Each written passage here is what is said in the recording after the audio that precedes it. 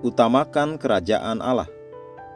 Tetapi dalam Tuhan Yesus kuharap segera mengirimkan Timotius kepadamu, supaya tenang juga hatiku oleh kabar tentang hal ihwalmu, karena tidak ada seorang padaku yang sehati dan sepikir dengan aku dan yang begitu bersungguh-sungguh memperhatikan kepentinganmu.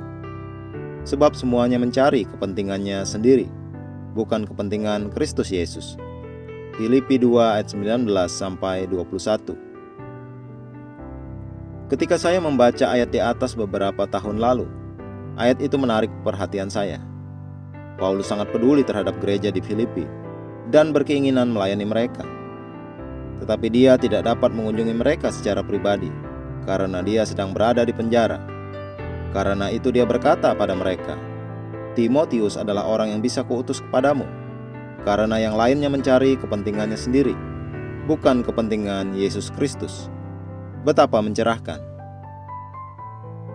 Ada banyak yang seperti itu di gereja hari ini.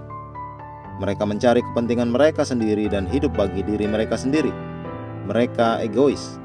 Namun Alkitab berkata dalam 2 Korintus 5 ayat 15, dan Kristus telah mati untuk semua orang, supaya mereka yang hidup tidak lagi hidup untuk dirinya sendiri, tetapi untuk Dia yang telah mati dan telah dibangkitkan untuk mereka. Orang-orang egois tidak bisa berjalan dalam kebenaran dan tidak bisa bersungguh-sungguh berjalan dalam kasih. Keegoisan berlawanan dengan firman Tuhan, karena engkau memiliki suatu impian yang ingin engkau lakukan, bahkan jika itu sesuatu yang engkau ingin lakukan bagi Tuhan. Sangat penting engkau bertanya pada dirimu sendiri, apa yang menjadi motivasimu sesungguhnya. Engkau mungkin menemukan dirimu bergumul antara mengasihi Tuhan dan mengasihi dirimu sendiri, bergumul antara melayani Yesus dan melayani kepentinganmu. Itulah yang dimaksudkan Paulus. Dia hanya bisa memilih Timotius dari beberapa orang yang ada bersamanya untuk diutus kepada gereja Filipi. Paulus yakin bahwa Timotius akan melakukan pekerjaan dari hati yang murni. Dia akan melakukannya tanpa keegoisan, dalam kasih.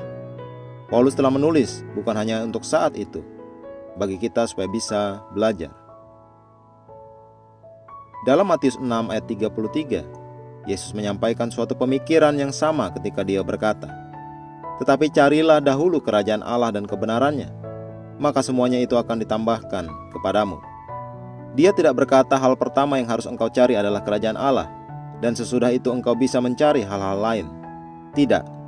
Dia berkata milikilah kesadaran tentang kerajaan Allah, kejarlah perluasan kerajaan Allah dan penegakan kebenaran Tuhan. Utamakan hal itu terlebih dahulu, dan engkau tidak perlu bergumul untuk hal-hal lain dalam kehidupan. Percayailah Tuhan dengan hidupmu, layanilah Dia dengan hati yang murni, dan lihat Dia membawamu dari kemuliaan kepada kemuliaan. Mari kita berdoa.